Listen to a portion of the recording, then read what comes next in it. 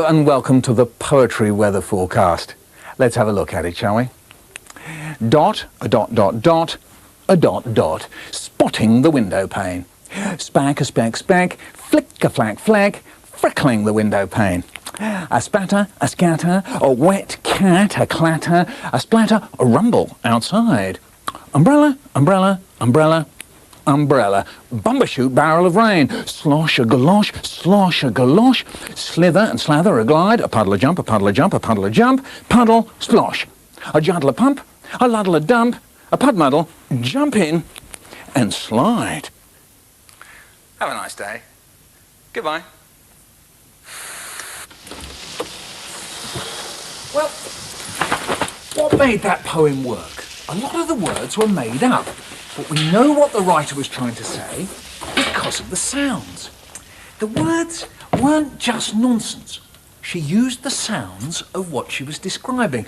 This is called onomatopoeia, and it's a really hard word to spell. And there it is!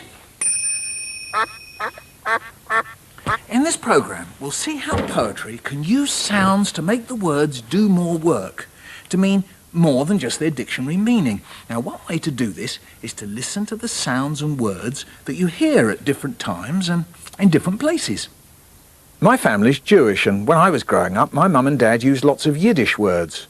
Schlump, Schmerl, Gatkes, Ladkes, Pipik, Kishkes. But we went to France a lot too. Comment tu t'appelles? Ça va, mon pote? Super! And when I go into schools, I hear kids talking teenage speak. Wicked, safe, fat, large, kick in, tight. Just in the playground, there's a lot to work with, if you listen.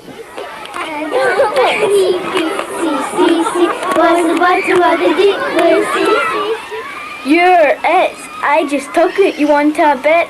Voices in the playground, playing in the playground. You're told on. Please don't tell. I'll do anything. Please don't tell. Voices in the playground, playing in the playground. 1 potato, 2 potato, 3 potato more. 4 potato, 5 potato, 6 potato more. Voices in the playground, playing in the playground. Pass me the ball. I'll score. I'll score. Pass me the ball. Voices in the playground.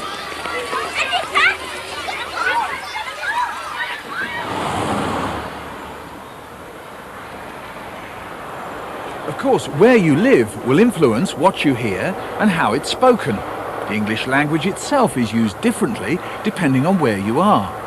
Jackie Kay grew up in Scotland. When she says she was skelped, I would say she was smacked. No wonder she was scunnet. I'd be fed up too.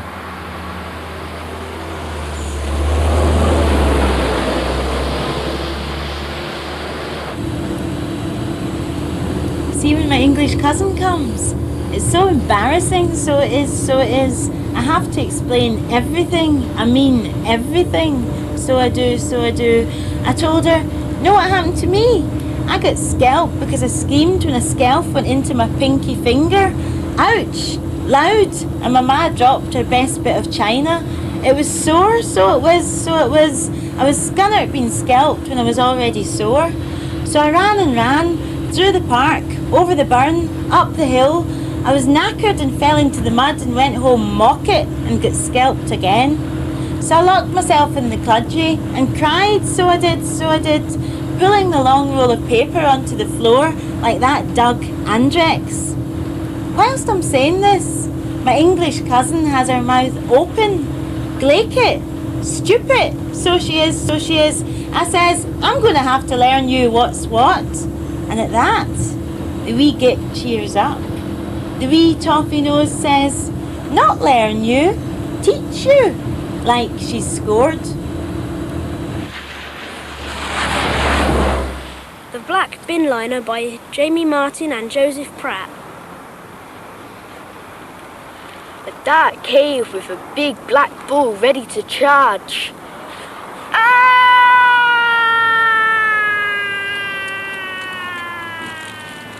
A big black ghost who lives in the graveyard. Woo! Woo! Woo! A black Jaguar car zooming out of a dark tunnel. Meow, meow. A floating thing with a black cape whizzing around the city. Whoosh! Whoosh! A wispy bit of dark chocolate. Yummy, yummy, yum. Gulp.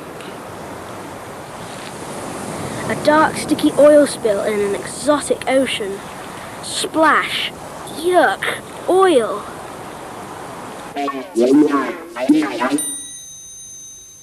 Semolina. Some words just sound lovely, whatever they mean. They roll off your tongue and lollop around in the mouth. These are some of my favourites. Spatula, scoop, and wrong. A poet called Richard Edwards wrote a whole poem from his favourite dictionary words. Mugwump, chubby, dunk, and whoa! Swizzle, doom, and snoop.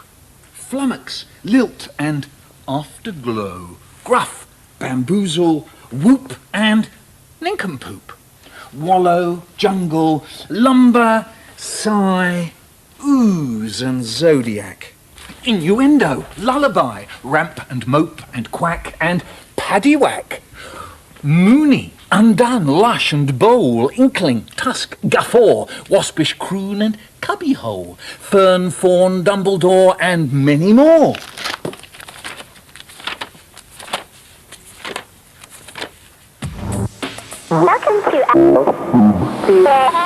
Fishy, swishy in the water. Fishy, swishy in the sea. Fishy, swishy, fast as lightning. Fishy, swishy, come to me. Repeating sounds, ishy swishy, made that poem work. Or you can string words together that start with the same sound. This is called alliteration. The ship sailed on the silvery sea, bringing boxes of bonbons for me. Mum said, Sean, shouldn't you share with your big brother and your pet bear? But I'm a greedy, gutsy git who gores himself green and now feels grim because of it.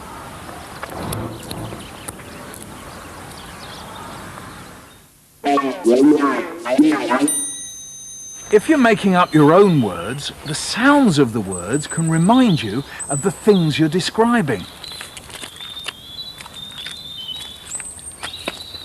Trudging down the country lane, splodgily, thlodgily, ploof. 2 feet deep in slimy mud, floof, paloof, galoof. Hoppily, splodgily, go your boots, slothfully, grafalamy, galumph. Then you find firm ground again, plonky, schlonky, clonky, but then you sink back in again. Squelchy, craspally, hodgle. Sitting outside, scraping your boots. Sclapery, clapey, crickety, cursing the horrible 6-inch slodge. Scrapey, flaky, cakey, flakes of mud crispling off the boots. Crinky, splinky, schlinkle. Never again will I venture into that. Slodgily, flopchily, thlodgily, shrinkly, slimy, grimy, squelchy, ghastly mud!